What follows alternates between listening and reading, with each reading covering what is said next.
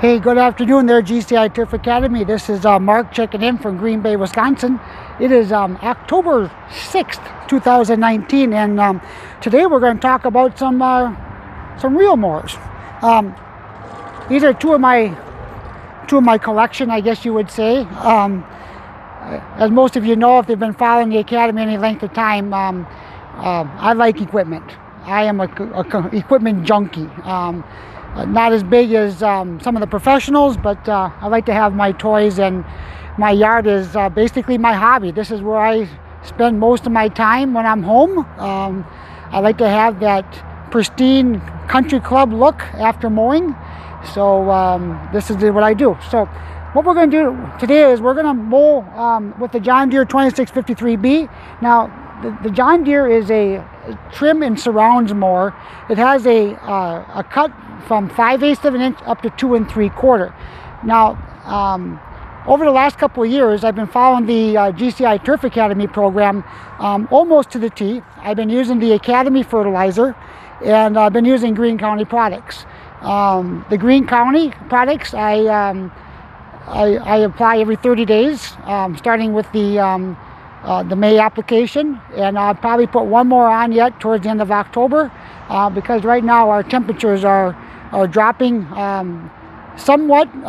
We got very cool mornings in the high 40s. No frost yet, but that can be a couple of weeks away. And then I've been overseeding and doing my aerations using 100% Kentucky bluegrass. Before I had a northern mix, which consisted of some Kentucky bluegrass, some perennial rye, some chewing fescue, and some other cultivars. I'm not offhand, I don't know what they are right now. So, but over the last 2 years, I've been converting to 100% Kentucky bluegrass. So these particular mowers right here, getting back to the reel mower, each one of these mowers has got an 8-blade reel on it, and that's perfect for what we're trying to do. Now they do make some of them, or there are heads available that have 11-blade heads on them, and that's like for golf courses, closer up to the greens and things like that. But an 8-blade reel is fine for what we're doing. So over the last couple of years, like I said, I've been doing the transition thing. So going into 2020, I'm going to go low. I'm going to follow John Perry. I'm going to follow Ryan Nora. I'm going to follow Connor Ward. And I've been watching their videos every chance I can get. I love the product they put out and how they share everything with us. So I'm going to do that. Now my backyard's a different story. My backyard, I got 2 big maple trees in there, so that'll probably be cut with, and I can't really turn around because I got a fence and things like that back there, but I'll probably cut that with a basic rotary mower. I have a Skag Hydro in the garage, and I also have a Toro Time Master that I use. But next year, I plan on using these 2 pieces of equipment almost 100% of the time here in my front yard. The reason I got 2 is when I really started getting into this lawn business, I've seen a lot of videos and people using reel mowers and getting that sharp, crisp cut when they mow, so it prevents disease and funguses and things like that in your lawn. And I misspoke. The fungus comes from humidity and weather and things like that. So this is the very first one I bought. This here is a 27-inch commercial with a smooth roller on it. It'll give you the ballpark theme look when it's all said and done. And same thing with the John Deere. The John Deere's got the smooth rollers on it as well. Now the John Deere is kind of a impulse buy. Let's just say that. I bought a John Deere AirCore 800, which I use for my aerations. I aerate every month, I should say, every month. Now, when I mean aerate, I don't mean pulling a plug. I only pull plugs once a year. The John Deere AirCore actually has 4 heads that you can change out the tines on them. So in the spring of the year, in May, June, July, August, I basically poke holes in the ground. And sometimes, the holes are probably the size of a pencil, and there's a bunch of them. This thing goes up and down. I wish I had it at home. It's at my storage facility right now, but I'll do a video on that in the near future. So anyway, I'm kind of babbling on here a little bit, but let's give this John Deere a ride, and let's see what it does. Now, I've adjusted all the heights to cut to 2 inches. I have no idea what's going to happen. I've had it set at 2 3/4 since I've gotten it. 2 3/4, not really that good for a real mower. It leaves a lot of stragglers, and then you got to go back over it, multiple times. I will say one thing: the turf is looking fabulous right now, and we've had a bunch of rain, and I've been really hitting it hard with the nitrogen, getting it ready to go into winter. Our season's going to change here in the next 3 to 4, 5 weeks. Like I said, we haven't got the frost yet, but it's right around the corner. And then as soon as we get the frost, then the trees will start turning colors and the leaves will fall. And then we got that mess to pick up. And then hope we get that mess picked up before this first snowfall comes. I can remember last year picking up leaves, and it was like 2 degrees outside, and it was cold. It was cold for picking up leaves. But anyway, it's just something we have to live with up here in the north, and we love it. So let's get on the 2653B here, and let's see what she does. So we'll move the side yard over here, and we'll take her for a spin, see how she goes.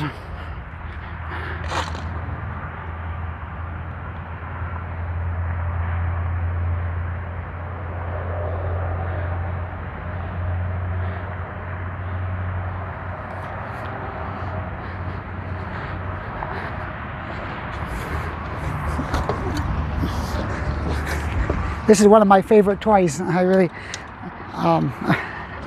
this thing is pretty cool. Well, maybe not. So, I don't know if you can hear me. I hope you can hear me very well. But the reason I have the other smaller mower as well is the 84-inch John Deere. It doesn't turn very well because it's got a head in the belly of it. So when you go around corners, it just kind of lays the grass over. Not a really good situation. So anyway, let's get after it.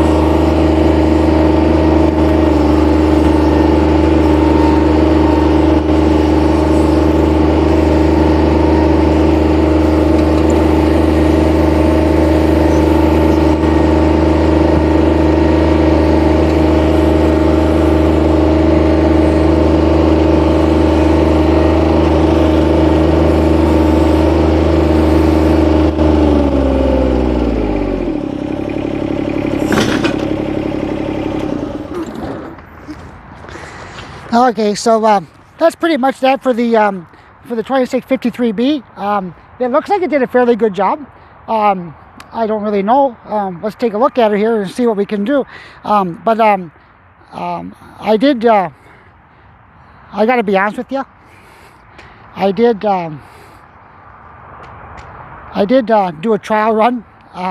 Actually, it was more like by mistake. I forgot to hit the record button on the camera. So this is my second attempt at this. But anyway, so here it is at 2 inches, folks. Looking pretty good. Now, my lines are not straight by no means. There's some giddy up in them and things like that. So you'll see this other thing that I got going on over here with the toy John Deere Gator. That was one of my Labor Day projects. Some guys seen that I was doing this. Oh boy. So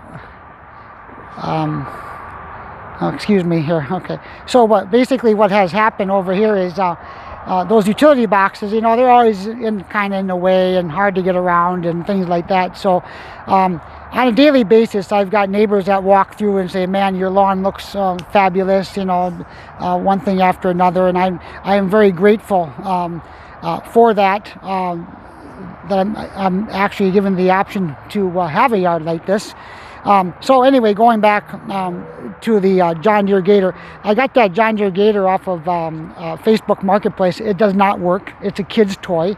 I'm going to restore it this winter. So what I did was I built a mound of dirt, took up the sod, put the sod back on top the mound.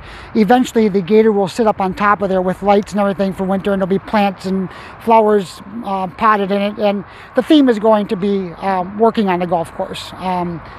Right now, my professional job is I'm a truck driver for a very, very large logistics company, and I work nights, so I have my mornings to come out here and do my yard work and things like that. So it's just basically my hobby and something I like to do. So that's what's going on over there. That was a Labor Day weekend project, about 4 yards of topsoil. Yard and 3/4 of mason sand, and I dug that all out and put the sand in there, put weed barrier down, planted the plants around the electrical boxes. Now I did plant some other stuff in there yet. Really don't know if it's going to come up. You know how gardening is. It can be yay or nay. So anyway, so basically, I know you guys can't see me and everything like that, and but I also want to say that this video is not sponsored by nobody, and the reason I say that is I am very grateful to Pete Denny and the GCI Turf Academy and all the people that have helped me on my little journey here. And I also got to give a shout out to John Perry and the Greene County Fertilizer people. The products are phenomenal. My God. I mean, I live in a pretty high-end subdivision. I don't know if it's high-end or not. Maybe back on one end of it is. And like I said, people tell me I got the best looking lawn in the neighborhood here. So anyway, and then I also got to give a shout out to Higher Brex Fertilizer. Angela down at Higher Brex, what a fabulous lady. Can't say nothing bad about her and her customer service. You know, the shipping was always so expensive and still is expensive. So they were running a program last year, December. If I would buy 2,000 pounds or 40 bags, she'd ship it to me for $100. Okay, so I pulled the trigger and I had that happen. And little did I know that the logistics company that I drive for actually delivered my product. So long story short, kind of a funny story is I was the driver that brought it home from Ohio, and I was the driver that made a delivery to my storage facility. So talk about in baby hands, I guess you would say. The guys in Columbus, Ohio picked it up, brought it up to Gary Hammond, Indiana for me. We swapped it around on different trailers, and then I brought it up here to Green Bay. But anyway, the long story short, so that's how it basically worked. So I've got a lot of Higher Brex fertilizer, and the other thing is when I talked to Angela on the telephone, I had to have her mix up a special blend for me because I cannot have any phosphorus in the lawn. The state of Wisconsin bans phosphorus unless you're doing an overseeding or a complete renovation of your lawn or a brand new lawn. So she went ahead and made me up a 2008. And I mean, I just can't say anything bad about the product. It's just phenomenal. And when I dug up this little area out here with the purificator, you should have seen the earthworms and all the good, well, bugs, insects, whatever you want to call them, and how I wish I had taken some pictures of the roots. How the roots were so thick and strong when I used my turf a sod cutter to take up the sod in that area, so I could build that little mound over there and everything. So, all right, well, I pretty much jibber jabbered here enough. The 27-inch True Cut is basically for my side edges and things like that. I can't do a very big mow with the 2653B, so I go back with the True Cut and I do my edges and my sides and stuff like that, and get close to my landscaping things. All right, folks, so I guess I jibber jabbered here long enough. There's 16 minutes. You guys are probably sick and tired of looking at the John Deere Gator, and I'll tell you what, we'll see you next time. Maybe we'll pipe in sometime the end of October. We'll see how it goes. Maybe we'll do a little leaf cleanup. I got 2 big maples in the backyard, and let me tell you, they dump a lot of leaves. So we got that project to get through, and then of course this winter I'll have the John Deere compact tractor out here with the snow brush on and the snow blower. I just gotta say this one thing, and I don't know if Pete Denny will have a chance to watch this video or not. I will tag him in it and everything, but Pete says he likes working in the winter. He thinks winter's awesome. Well, I'm gonna reach out to him in January and see if he wants to come up here and play in the snow. We'll see. We'll see how this all pans out, but it should be interesting. All right, guys, gals. Yeah, so we're pretty much done up here in the north. When you guys are starting round 1 and end of February, early March, we'll be pushing snow. So until then, we'll talk to you soon. See you later. Bye-bye.